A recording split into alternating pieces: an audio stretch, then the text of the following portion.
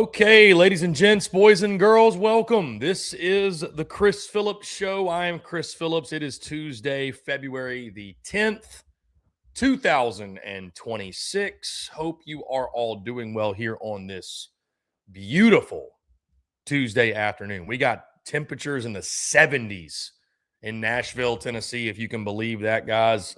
I don't recall the last time that we had temps in the 70s. I really don't. I really don't. Great day to have a day in the city. I will be damned if I don't hit the golf course today. Again, lots to get into, though, here on this show the next hour or so. Hanging out with yours truly. It's actually a really heavy sports show today. Heavy sports show today. We're talking top five. We've always got a top five list, it seems. My top five SEC traditions. My five favorites right now. Incredibly difficult list to make. But we're going to talk top five traditions. I've got my SEC power rankings. We're probably going to use this Tuesday show throughout the spring to spend 10 or 15 minutes or so on my baseball power rankings. So we will get into that today. Also, a really big day for yours truly. I'm speaking to a class. I think this is the first time ever that I've ever spoken to a class. I've spoken at functions before and spoken in front of crowds, but today I'll be speaking to a college class for the first time ever at Vanderbilt University. More on that later. Really exciting day, though. And, of course, as always, guys, we're taking your questions, your comments, everything in between. Before we get going, guys, as always, make sure you hit that like and subscribe button on YouTube. Check us out where we get your podcasts all across your favorite social media platforms, as well as our website, secunfiltered.com. And, as always, we are powered by our friends over at Underdog. Download the Underdog app today. Use promo code SECU. to score $75 in bonus entries when you play your first $5. Once again, that is the Underdog app. Promo code SECU to get $75 in bonus entries today. Like I mentioned, I am Chris Phillips. This is the Chris Phillips Show. We rock and roll every Tuesday and Friday at 1 o'clock Central here on the Chris Phillips Show, talking an array of different topics. You name it, all kinds of different stuff. It could be anything from, and I don't see it on Twitter, which is odd. I do not see the link to the show. Let's see if we can fix this. Husker77, what's going on, man? Appreciate you tuning in. Gotta love when technical difficulties hit us. Gotta love that. Yeah, for some reason, the live video is playing, but it did not send out the tweet. So, let's see.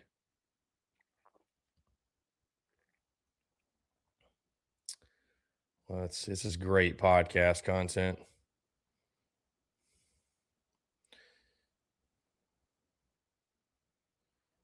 Okay, here we go. Yeah, for some reason, it didn't fire off the tweet. We got to let the people know that we're live. Okay, here we go. All right, now we're good. Husker77, appreciate you tuning in. Again, guys, this is the Chris Phillips Show. I am Chris Phillips. We go live every Tuesday and Friday at 1 p.m. Central. Got an array of topics to get into today. Really, really fun stuff on a beautiful Tuesday afternoon in Nashville, Tennessee. For the first time in a long time, it is above 70 degrees in the city. And again, this is a sports-heavy show. A lot of times we'll mix up the topics, talking about an array of things. I'll tell you this, though. The one thing I was not going to talk about today, and I'm not going to, but a lot of chatter about the Super Bowl, a lot of chatter about the festivities around the Super Bowl, a lot of chatter regarding the halftime show. I'm not getting into it, guys. Not the place to go. It's just not the place to go. Again, I see Husker77 in the chat, guys. We appreciate you all tuning in. We are taking your questions, your comments. Also, Junior Astros, let's go. Thank you for the show. Junior, thank you for tuning in, my friend. I really do appreciate it. Guys, some quick housekeeping items before we get going. Again, the next hour or so hanging out. First things first, the podcast feed for this show has been submitted to Apple, iTunes, Spotify, Pandora, Stitcher, everywhere you can get podcasts. It has been submitted. should be up in the next few days. And that's going to be the case for every single one of our shows. So we are officially set up on the podcast side of things. From the standpoint of the back end stuff has been worked out. We'll officially have the feeds up across all iTunes, Spotify, everywhere you get podcasts for all of our shows. The moment we do, I will be blasting those links out, and I will be telling you all, of course, to go look. But the Chris Phillips Show will have its own unique feed. Chewing Clock will have its own unique feed.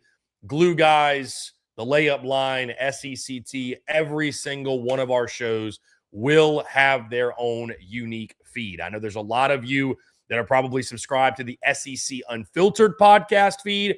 And while I appreciate that, that is no longer where you are going to get that content. So just to make you all well aware of what is going on, we will have individual podcast feeds that, again, are being set up as we speak. So really, really excited. Like this episode, for example, you'll be able to hear it on that feed. You're probably listening to it right now if you are listening via podcast.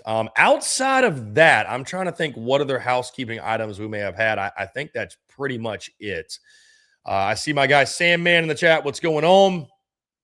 David Speak says Tennessee just lost their new cornerbacks coach, Michael Hunter, to the LA Rams. They're going to have to replace that. There you go. The offseason can bite. Some guys want to go to the NFL. Oh, the other thing I wanted to get into, guys, I am currently building out a Discord right now. We are going to have a YouTube community feature that is going to give you guys the opportunity. You've probably seen on other YouTube channels to have like emojis next to your name and you know, some other features. But also there is going to be an SEC Unfiltered premium Discord. Again, we're going to add that feature, not taking away any value. So nothing's going to change from the standpoint of how you can comment, how you can interact, how you can engage. You can text our hotline, 629-777-5459. But we are going to have a Discord that you guys can also join. So that'll be a lot of fun. I've got experience doing that. I've run one before. It was a really, really, really good time. It's really cool to give people an opportunity, those that really rock with SEC Unfiltered and rock with what we do. Give them an opportunity, obviously, to have that unique community of people that support SEC Unfiltered. 629-777-5759, by the way, is the number. 629-777-5759 if you want to get in on the show. Once again, it is a beautiful afternoon in the city of Nashville.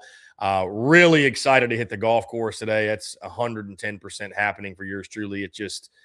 It has to happen. It has to happen. The weather's incredible. I don't recall. I'll be honest with you. I don't recall the last time it was above 70 degrees in Nashville, so I'm going to go take advantage of it. Admittedly, I have been inside essentially all day today, just grinding on content, working on stuff. But this afternoon, we're getting out there. So I'm going to get into the top 5 traditions in a second, guys. I was planning on starting with that, but I do want to get this out of the way really quickly. I don't know really how long I'm going to spend on this, but I did just want to talk about it really briefly because today is a really interesting, unique day for yours truly.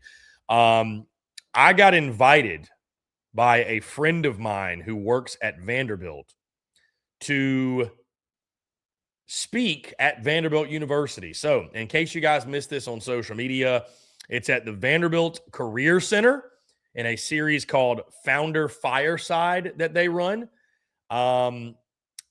Essentially, the flyer says it's tonight from 7 to 8 p.m. Central Time, of course.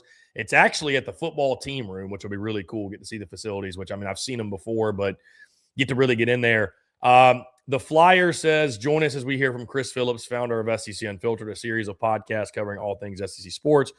Students will gain firsthand insight into entrepreneurship and careers in sports and sports media. Learn what skills industry leaders look for in top candidates, and explore the wide range of career paths available across the sports industry. So I'm not going to give you guys my full spiel of what I'm going to say. I think my plan is that when I do stuff like that, I'm not one that I'm going to come in with notes or flashcards or whatever stuff jotted down. I just right, wrong, indifferent, and maybe this is just how I'm wired. I've always thought it was weird when people have public speaking engagements, or for example, when people win an award, right?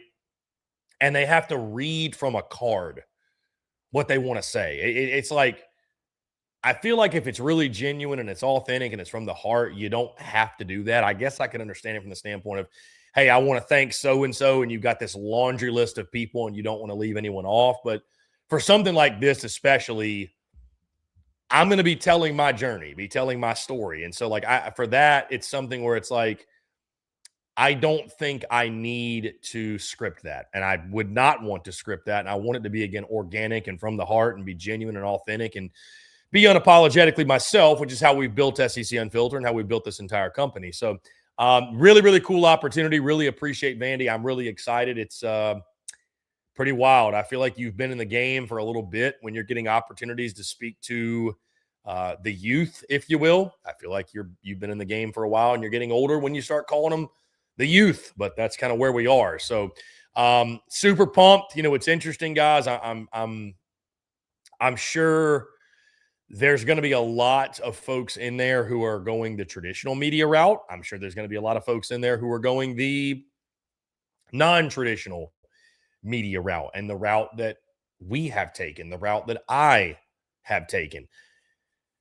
Yeah, the media landscape's really interesting. Again, the plan is I'm just going to tell my journey, my story. I think everybody's journey is unique. So I wouldn't recommend my journey per se.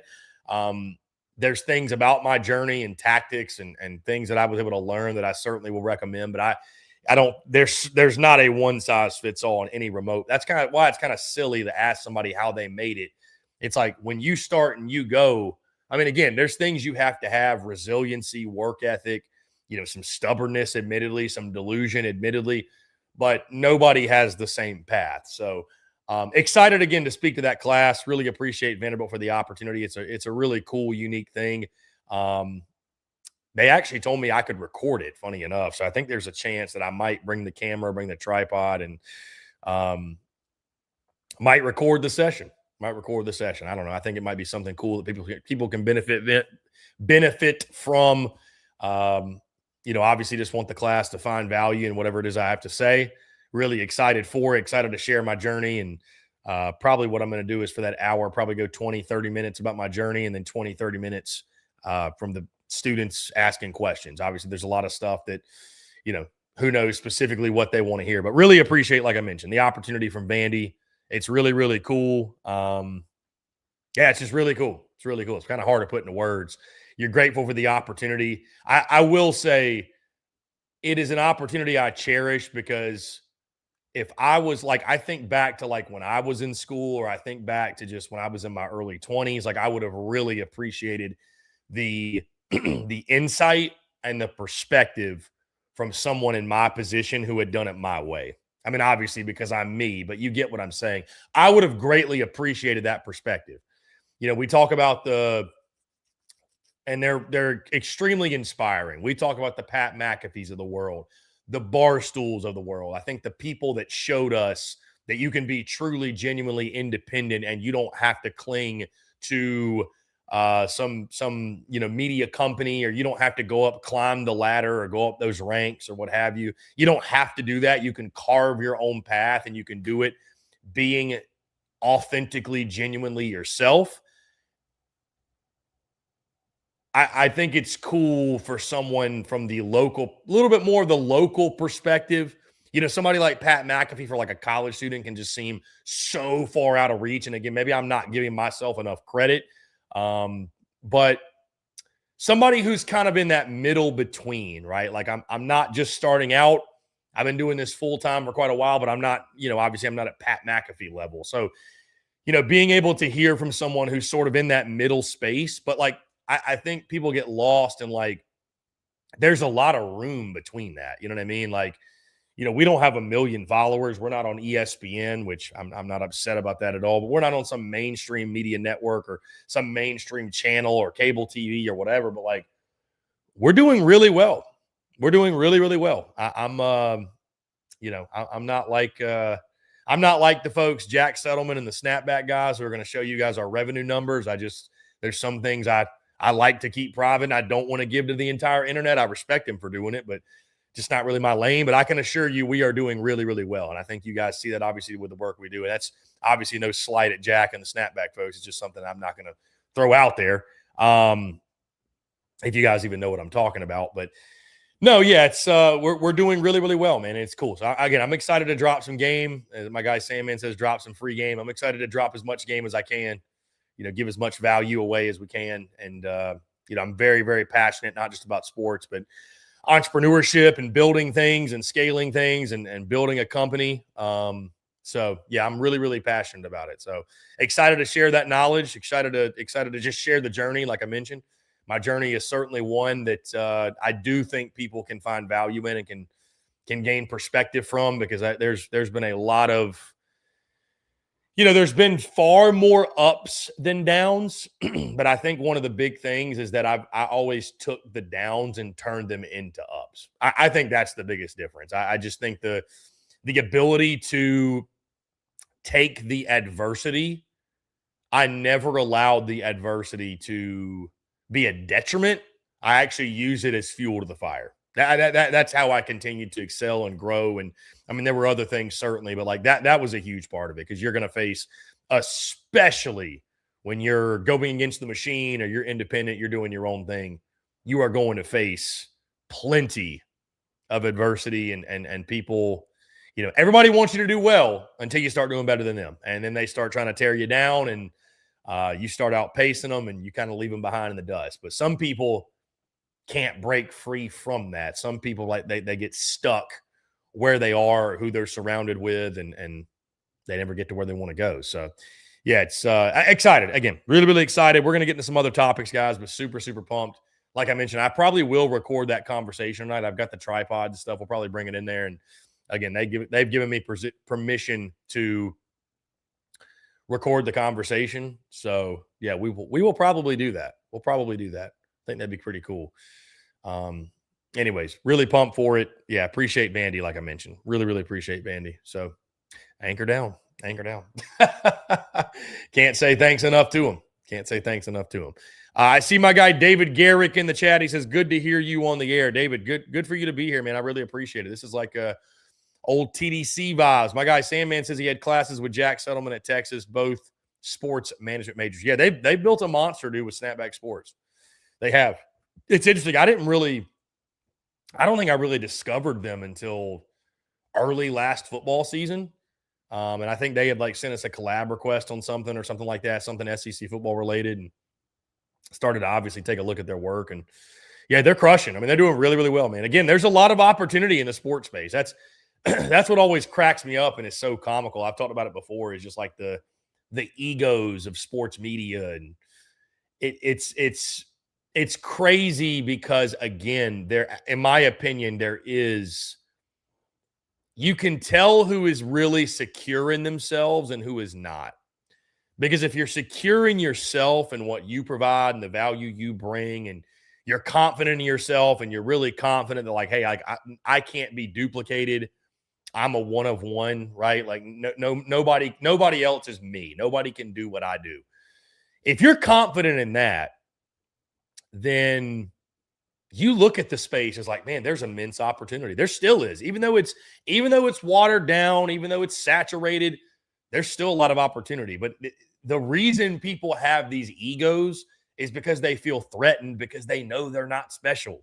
They know they're not unique, or they are, because I think everybody is, but they feel threatened, and they use their ego and they attack people because they're too scared to put themselves out there and be genuine and authentic. And that is, I will say, guys, again, I'm not going to give you all my whole spiel.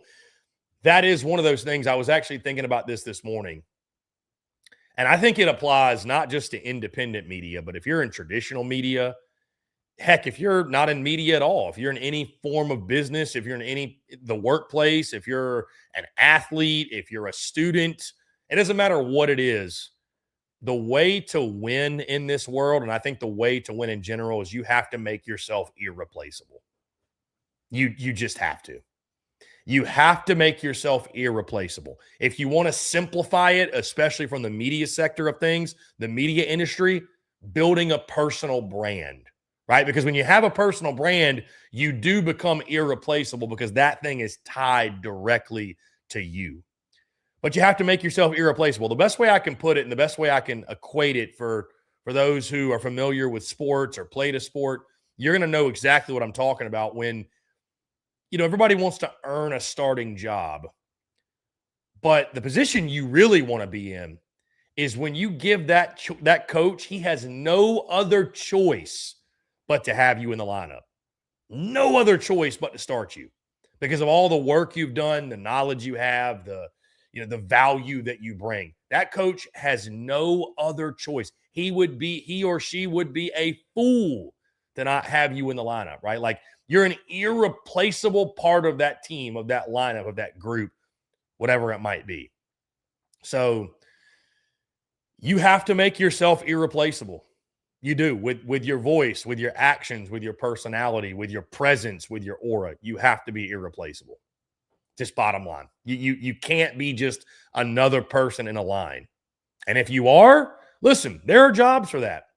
There are gigs for that. I won't go into what they are, but I think y'all can probably guess. There's hard labor for that. Like that, and I'm not knocking anybody that does that. One thing I will not do is sit up on my high horse and say everybody should be an entrepreneur. Not everybody's cut to be a number one. Not everybody's cut to be a number two. Not everybody's cut to be a number three. But if you're going to be a number 5 or number 6 or number 7, be the best damn one you can be. But you got to be irreplaceable in this world, man. I mean, the emphasis obviously on the media side of things, but you have to be. You just have to be. I think it's, again, even if you're in traditional media, you have to be able to stand out. You just do. And that comes with pissing people off, and that comes with being, in the spotlight for better or worse. That comes with people taking shots at you. And but guys, think about it.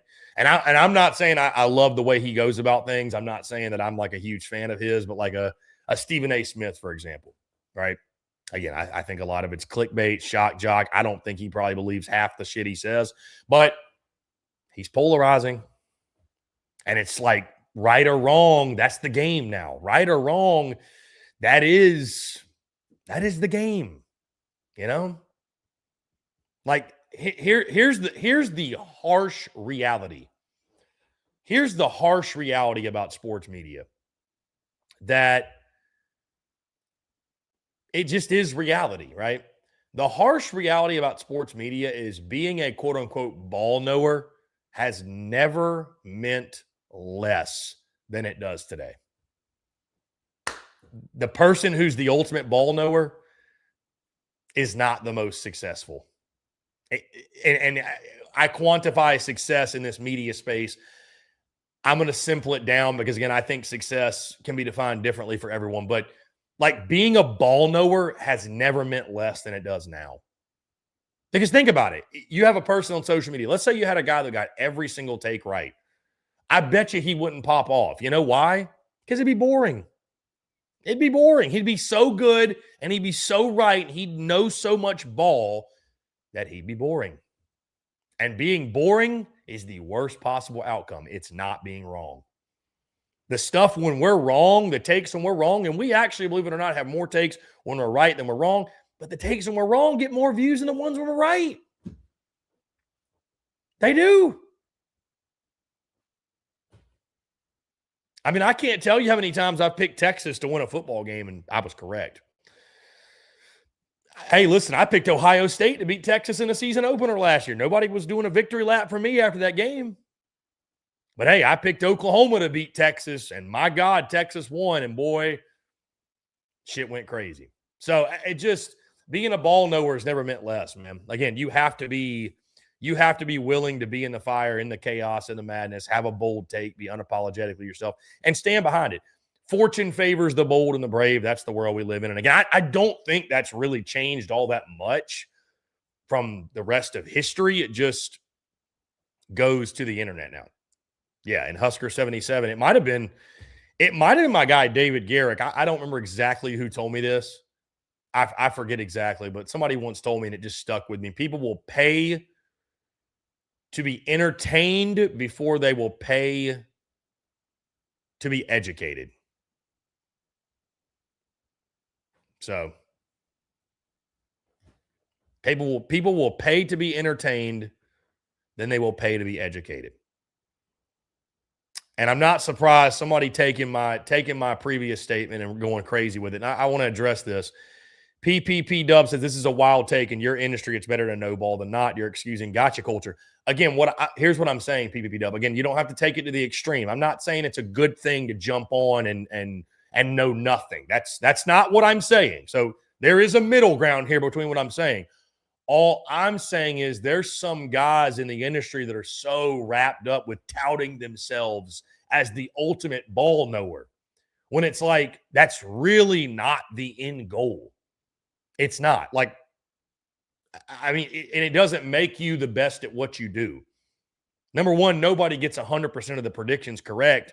And number two, again, you can know all the ball in the world, but if you're not entertaining, and there is a line between, I'm not talking Stephen A. Smith shock jock entertaining. I'm talking just you're fun to listen to. You have a personality. You're able to shoot the shit, not take yourself too seriously. Like, I think the whole ball knower thing, it's a joke because there are people out there who take themselves way too fucking seriously, way too seriously with it. So again, all I'm saying is, and I stand behind it, it sounds how it sounds.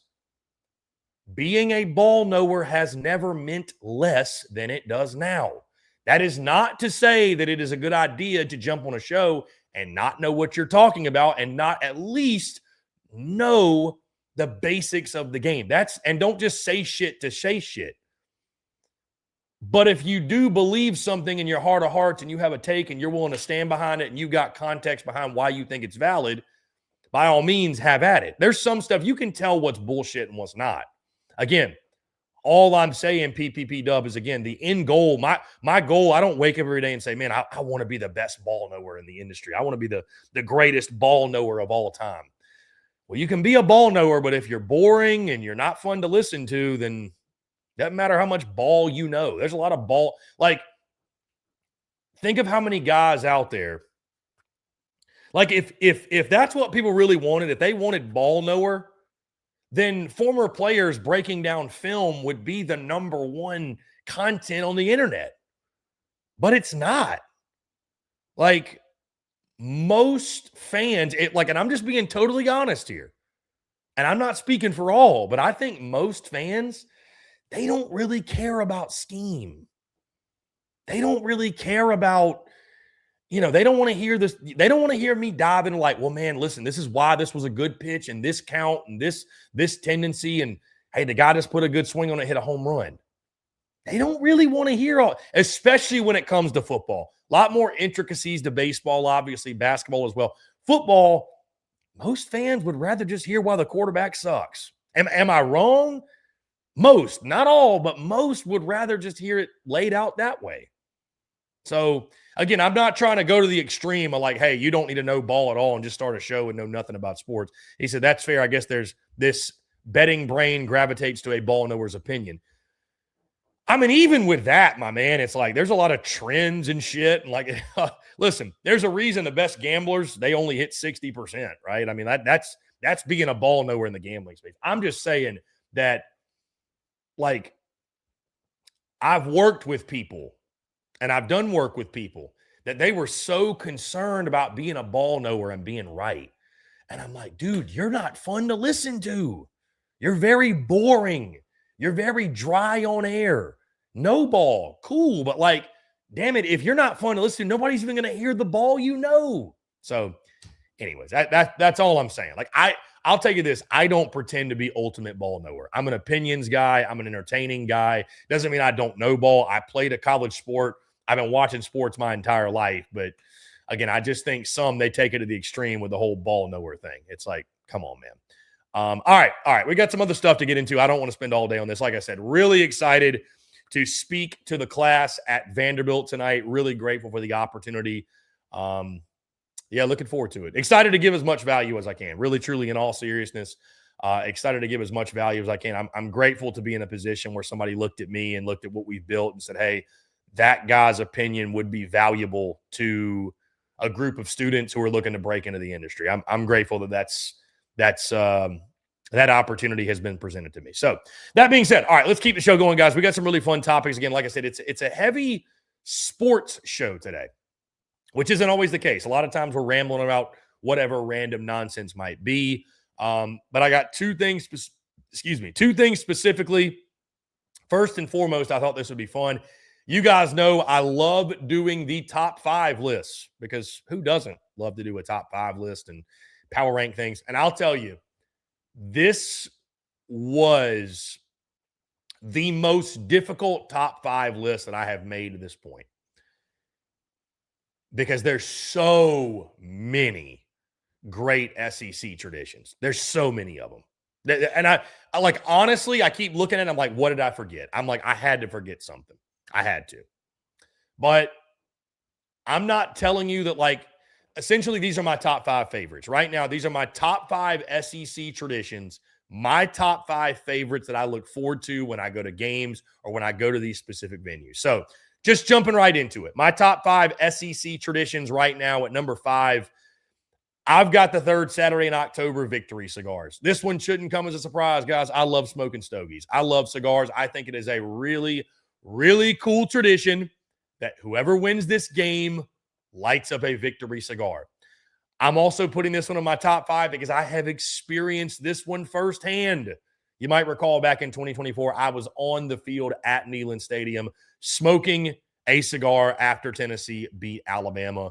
It's one of the coolest traditions in sports. It's one of the coolest ways to celebrate. Hey, a cigar game? I'm sold. So number 5, third Saturday in October, Victory Cigars. At number 4, admittedly, seeing this tradition in person for the first time was one of the most interesting experiences of my entire life. But since time has passed, it's one of the coolest. It's one of the most unique. Because here's the thing. We got a lot of Tigers in college football. Name any, we got dogs, we got Tigers, we got whatever it is. There's only one Razorback. And there's only one Calling of the Hogs. At number 4, I've got Arkansas's Calling of the Hogs. Woo! Like, it's one of the most interesting, unique, out there traditions. But to me, that makes it one of the best because it can't be duplicated. It can't. It cannot be duplicated by anyone. Now, the first time you see it, you're going to feel like you're at some like religious ceremony. You're going to feel like some spirit is about to be summoned from the field. But just lock in. Just lock in and appreciate it for what it is. Arkansas's Calling of the Hogs. It's one of the coolest traditions, not just in the SEC, but all of college sports. At number 3, I got to show some love here. At number 3, tailgating at the Grove at Ole Miss. Just the entire experience of tailgating at the Grove at Ole Miss. One of the best. It is one of the best. I mean, the chandeliers, the people, the setup, it's beautiful. It's an incredible tailgating scene. It's absolutely massive. There's tailgates everywhere, just tent, all bordering each other. Again, the chandeliers accentuate it, the hottie-toddy, everything about it. It is such a cool setup, such a cool vibe. Oxford with a real small-town college vibe. I love it. I love it. Tailgating at the Grove, you never have to twist my arm to get me down to the Grove to go tailgate. At number 2, and this was my first time experiencing this past season, and like it literally moved me emotionally. It did. Number 2, and they don't do it every game, so maybe dock a point or so for this from this tradition. But the fact they don't do it every game makes it extra special. Because number 2 for me is the checkerboard Neyland. Dude, Neyland Stadium is awesome. Just at baseline. It's one of the best venues. You could argue it's the best venue in the SEC. You could make that argument. When they checkerboard Neyland, it is the best environment in the SEC.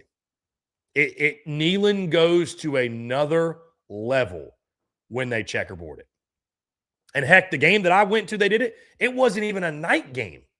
This was an afternoon game. I can't imagine going for a night game when they do it. But, I mean, again, you're walking into a place over 100,000 strong. You already know it's loud. You already know it's crazy. You already know it's raucous. But when they checkerboard it, man, I'm telling you, it goes to a different level. I saw it in person against Georgia this past season. What an incredible atmosphere. What an incredible game. I mean, checkerboard Neyland it just hits different. I said that after I left the game. Heck, I said that when I was there. Checkerboard Neyland just hits different. And at number 1 for me, my number 1 tradition in the SEC I'm talking about best venues in the conference. This one truly stands above the rest, specifically when the sun goes down. My number one tradition in the SEC is night games at LSU. You talk about hitting different. Night games at LSU, and I know LSU fights to get essentially every one of them to be a night game for good reason, because night games at LSU are just, it's hard to put into words. I have referred to it before as a spiritual experience because it is. It's a spiritual experience. It is. The state of Louisiana is just unlike anything you've ever experienced in your life. It is a one of one.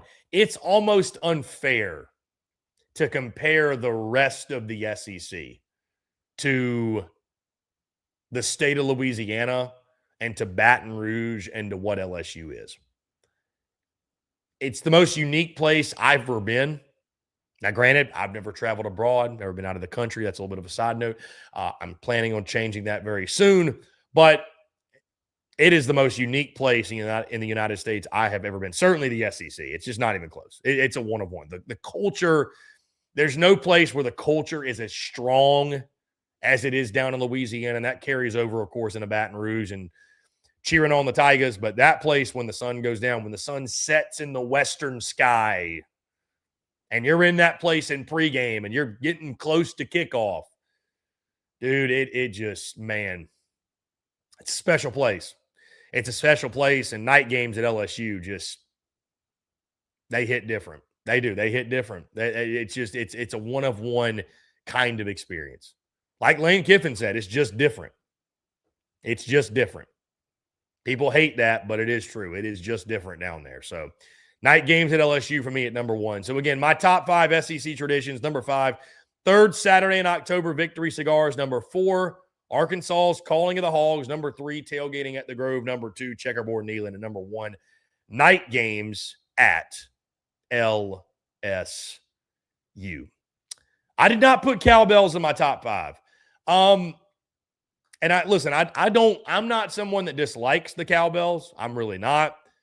Again, this was probably one of the hardest lists I've ever made, no doubt, because there's so many great traditions.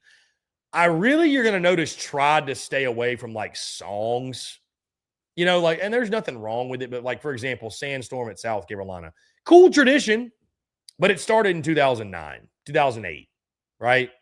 Mr. Brightside at Mizzou, cool tradition, but I mean, when did that song come out? It's just like, I like the traditions that have been around for a long, like real, true, deep, ingrained traditions. One, I do want to give honorable mention after the fact, and I could have put it in my top 5, and maybe I should have. And people are going to hate on it. People are going to shit on it. I totally get it. But I will say, for as much as people say they're weird, you got to give Texas A&M credit when it comes to their traditions. And I know our guy Sandman just threw up in his mouth. I get it. But I was impressed when I went down there in 2024, like the 12th Man, the Saw 'em Off, Reveille, like all these traditions they have. These are not things that just started. They've been doing this shit for over 100 years. Like, this shit has been around a long, long time. So I can at least respect that. I can respect that. So I'm trying to think if there's any others I left off the list that I really, really, really like. I will say Auburn's flying of the eagle flight is really, really cool. That one is one I probably should have had on the list. What Texas traditions did I forget? Bevo's a cool tradition. If you want to include mascots, I suppose. I think Texas Fight is a great tradition. The fight song, I don't think that's actually the fight song. Texas Fight is the song at the end of the game. Texas Fight's an awesome, like that playing of that at the end of the game is really, really dope. So that's cool. That is something I will say.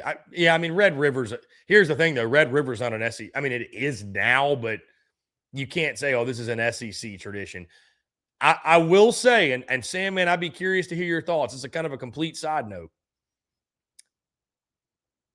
And this is just my honest feedback. When you go to Texas, they don't have as many like in-game things happening from a tradition standpoint, chants. It's not like some other places that you go to when you go to Texas. There's not as much happening in game. So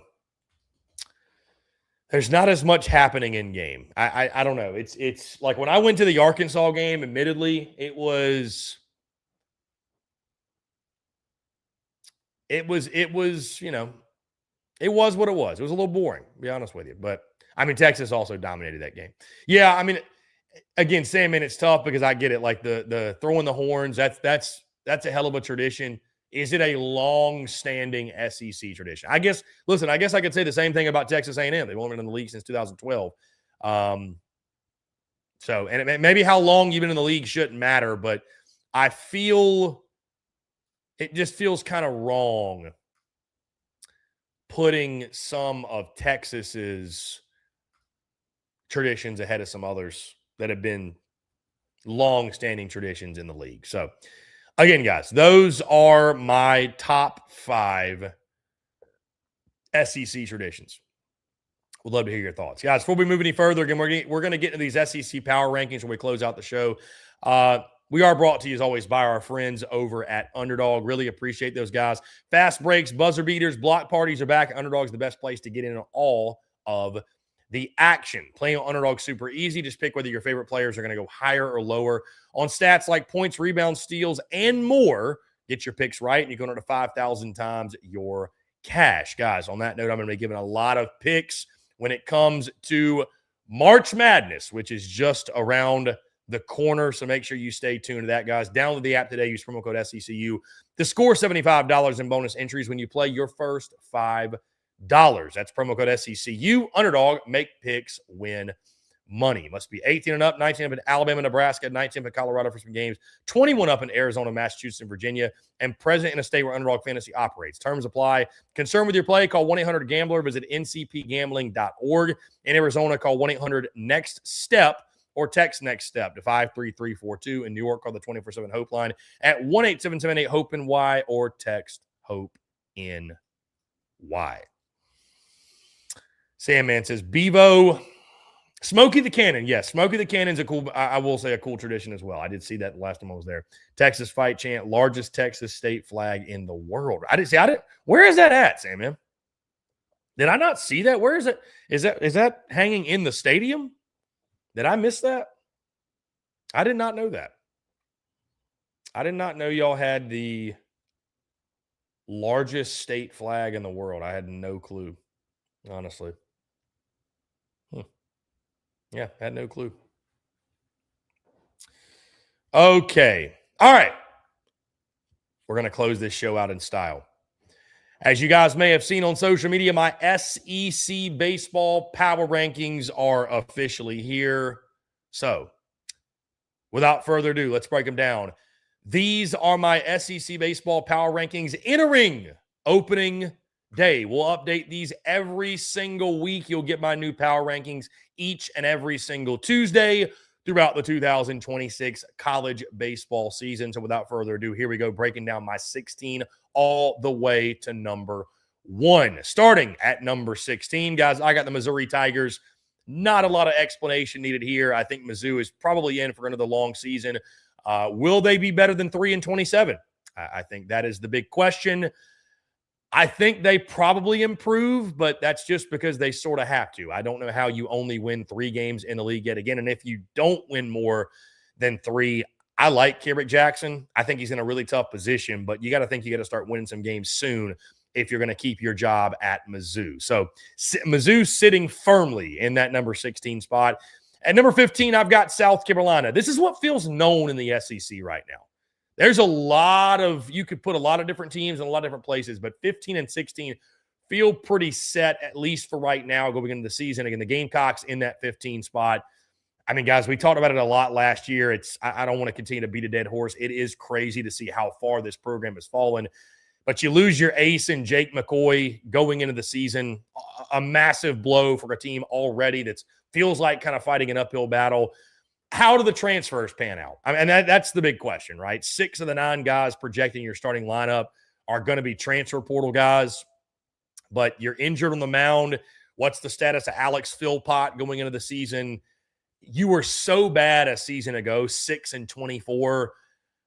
If all these portal guys hit, certainly you could finish higher than 15th, but there's just a lot more teams, a lot of more knowns going into this season. And I got to be honest with you guys, I'm not a huge believer in Paul Maneri at this point. Like I got to see something out of Paul Maneri this season before I believe in him that he's the guy to get South Carolina baseball back to even competing at a decently high level. Number 14, I got the Oklahoma Sooners. This feels low for OU.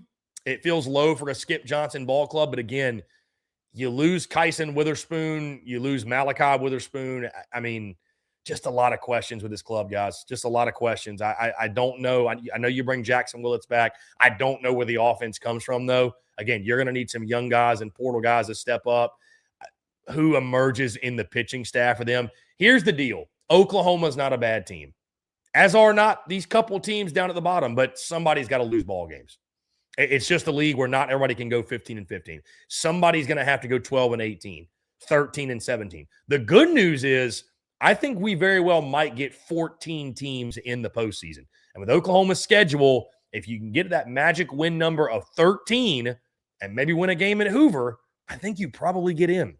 I think you probably sneak in. So I got Oklahoma at 14. You told me they finished higher. I wouldn't be shocked. Number 13, guys, I've got Texas A&M. Listen, I know the lineup is stacked. I'm so stoked to watch Gavin Grahovic again this year coming off an injury. Caden Sorrell is one of the SEC's best ball players. Bear Harrison's back. Terrence Keel is back. You do lose your entire starting rotation from a season ago, and you've already had a big injury to your pitching staff, a guy you were expecting to be a weekend rotation piece. I think Texas A&M should be better, and I think they will be better. But I got to see it play out, guys. Again, I don't trust Michael Early. I really don't. And I don't know how anybody could be faulted for that after what we saw take place last season. So I've got Texas A&M at 13. This team is much more talented than being at number 13, but they were much more talented than where they finished last year, and we saw what happened. Number 12, guys, I've got Alabama. Listen, I say this with all due respect. Any pitching staff led by Zane Adams and Tyler Fay scares me. It just does. Unless those guys have made major jumps from a season ago, and they very well could have, but unless those guys have made major jumps, I am concerned about the pitching staff. Now, here's the good news. You've got maybe the best player in college baseball on your roster in Justin LeBron. Do they have enough around him? I think they very well could. I think Alabama under Rob Vaughn has established themselves. They're going to be a really, really scrappy club. There's just some teams I like more right now that are ahead of them. That's really simply what it comes down to, especially from the pitching side of things. At number 11, I like Ole Miss. Now, Ole Miss is another team with a lot of questions, but you've got Hunter Elliott headlining your staff in the Friday role. Hunter Elliott back for his 17th year of college. No, I'm just kidding. I am excited to watch Elliott pitch, though. He is always worth the price of admission. And I think they're going to smash the baseball this year. I really do. What's the depth behind Hunter Elliott look like? We will see. I'm really interested to see that. Riley Maddox, I believe, is back as well. They're a really interesting team. Ole Miss is a very, very, very interesting club heading into opening day. One of those middle-of-the-pack SEC teams that I think could finish 3 or 4 spots higher than where they are, could finish 3 or 4 spots lower than where they are. So a little bit of volatility, but I think a team that certainly could make a run this season. At number 10, I've got the Vanderbilt Commodores. Does moving the fence in right field help the offensive numbers? I think that's one of the big questions, obviously, this season because Vandy has struggled offensively. There's no doubt. They've been one of the worst teams in college baseball offensively, it seems like, over the last couple of years. And they've lost in their own regional 5 straight seasons. Guys, I feel icky having Vandy this low right now. I mean, to be honest with you, it's weird because you fully expect a Tim Corbin coach club to finish higher than this. I mean, guys, they were the number 1 overall national seed in college baseball a season ago. But they got a lot of questions on the mound, and they got a lot of questions swinging the stick. And I just don't know if offensively, still the questions remain with a Corbin club Can I trust them offensively week in, week out to do enough swinging the stick to win ball games and win series? That's the big question that I have. Hey, we're going to find out a lot opening weekend. They got that big tournament out there in Arlington. We're going to get a really, really good firsthand look at Vandy to get the season going. At number 9, guys, I've got the Tennessee Volunteers. A lot of Vols fans are really upset with this ranking and how low they are. Guys, I think life post Tony Vitello is going to hit. I understand that this team is really, really talented. I totally get that. I know that Tennessee's got a lot of big-time pieces that are back. They added Henry Ford from Virginia. But I'm going to tell you the thing that most others in college baseball media are too scared to say. Maybe because they feel as if they say what they honestly feel, they'll hurt their relationship with the University of Tennessee. We don't really care about that here. Or for some other reason, they're just scared to come out with their opinion. The thing that most in this space and the thing that most that cover college baseball media are scared to say out loud is that Tennessee baseball is more than likely going to take a step back without Tony Vitello. It's just the reality, guys. Listen, Josh Elander is in an unwinnable position. Tony Vitello has set the expectations there so insanely high. It's like Kalen DeBoer replacing Nick Saban. I mean, that's essentially the job that Josh Elander has at Tennessee. 5 straight super regionals, 3 Omahas, and a national championship. Josh Elander ain't doing that, guys. The first time he misses a super, they're going to call him a bum. They're going to say they need a new head coach. You know it's coming. I'm not saying Tennessee baseball is going to just completely fall off a cliff, but what is Tennessee without Tony Vitello?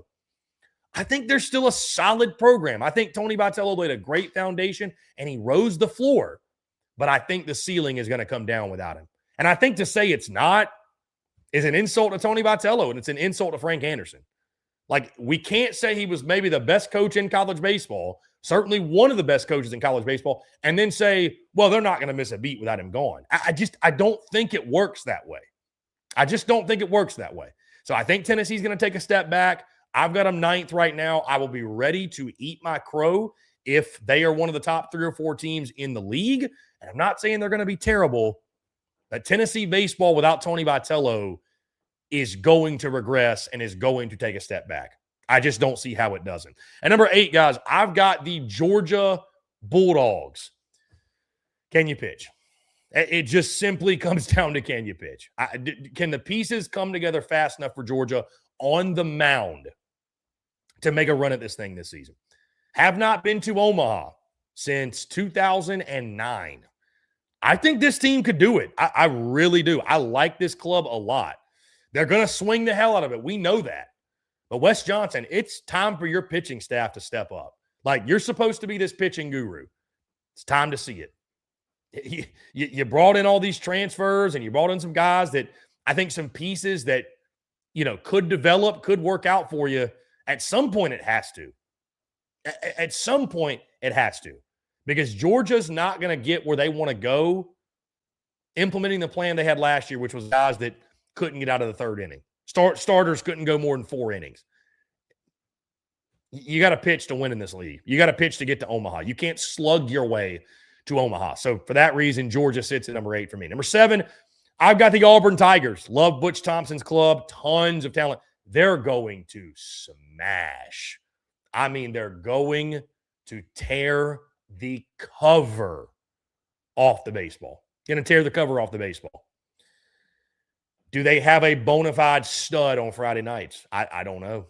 I think the answer right now is probably not. They got a bunch of really good number 2s. Do they have a number 1? They'd be higher if I thought they had a number 1. Right now, Auburn at 7.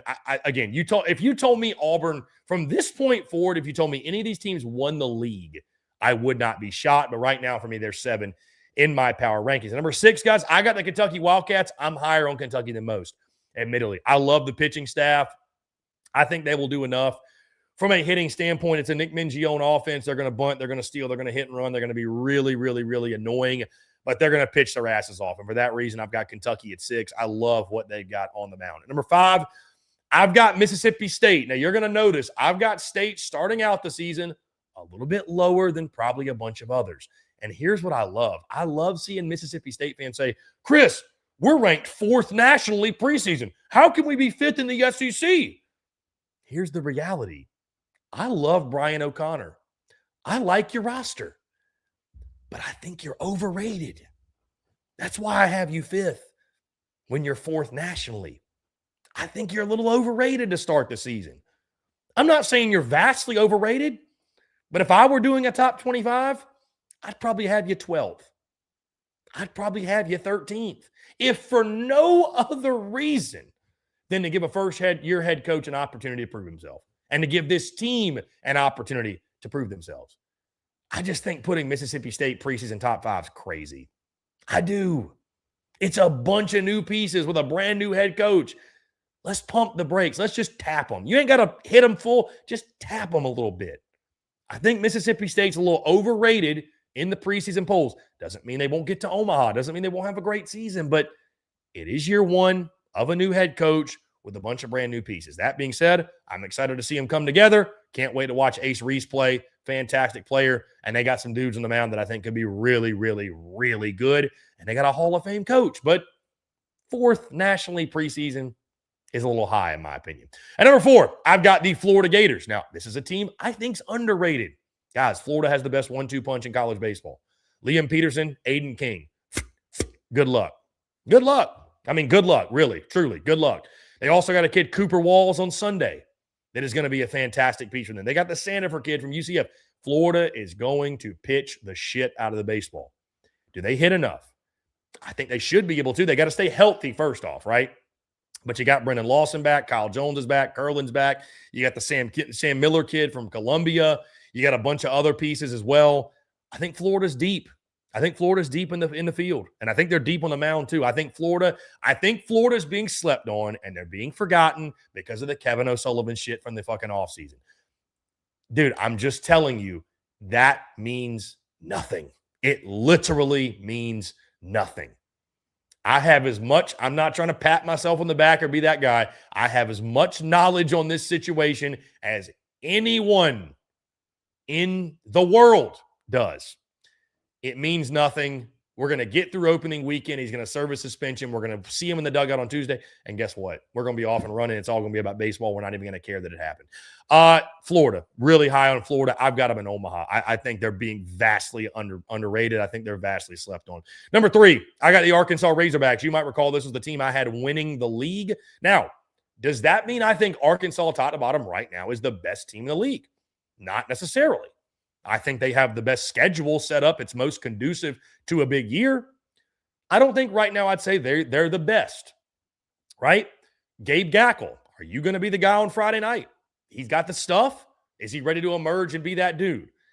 I think the lineup's going to be totally fine. Even losing Vahiva Aloy, I think they got enough pieces there led by Ryder Helfrich. His brother, Q-Hill Aloy, is back. I think they've got enough pieces there, guys. They're going to swing it, and they're going to score a bunch of runs. And it is Arkansas. They are going to pitch. Like, they're going to pitch at a really high level. This is, if nothing else, I trust Dave Van Horn and the Hogs. I just do. Hey, man, you haven't gone worse than 18-12 since 2017. I don't see it happening this year. I don't, in SEC play specifically. My co-host, Anthony Renato on Glue Guys, he has obviously taken a bunch of flack from Arkansas folks for where he had him finishing. Good. I don't disagree with you. Putting Arkansas 8th is criminal. It's crazy. I like the Hogs to win the league, and I got them 3rd right now in my power rankings just because some of those questions to answer. At number 2, I got the Texas Longhorns. I think Texas on the mound is as deep as anybody in college baseball. They've got so many key pieces back, so many high-caliber arms return. The Volantis to Friday thing is a big question. It is. That's the big question for the top 2 teams in these rankings.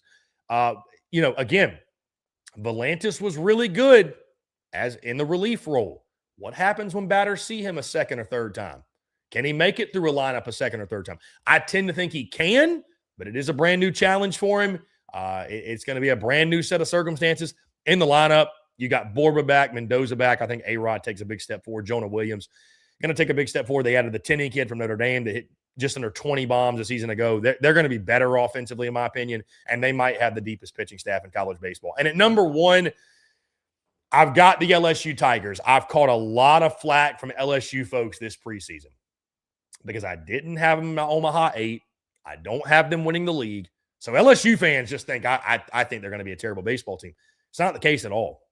I think you could argue they're the most talented team in college baseball. You could argue certainly they're the most talented team in the SEC. You could argue certainly, and I believe it, that Jay Johnson's the best head coach in college baseball. And I have them number one because, yes, they have question marks. Kaysen Evans moves to that Friday night role. Now, he was really good last year. It is a new challenge. You got a brand new Saturday and Sunday guy. Is William Schmidt ready to be that dude? They've got guys they're really high on, obviously, that are going to fill into those roles, like I mentioned. Back into the bullpen, they believe is better. They feel like the lineup is better. Bunch of new transfer portal guys that are going to step in and emerge and make key pieces, key impacts. Zach York at first base is a great example of that. Your entire outfield is back. Stephen Milam is back. Again, they feel like, for the most part, they have a better team than last year. Okay.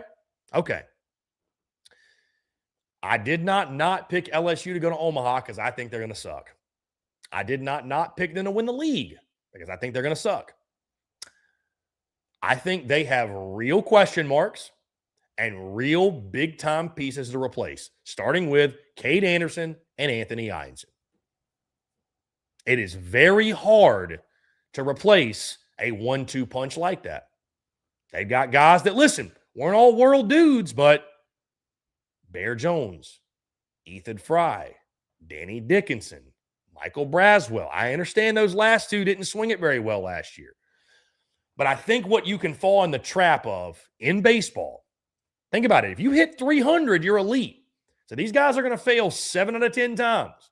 You can fall in love with the talent on paper. As long as we think the college baseball season is, it's actually very, very short. Do all of these new pieces come together, gel together, mesh together, and lead LSU back to Omaha, which is a very, very, very difficult thing to do? I don't know.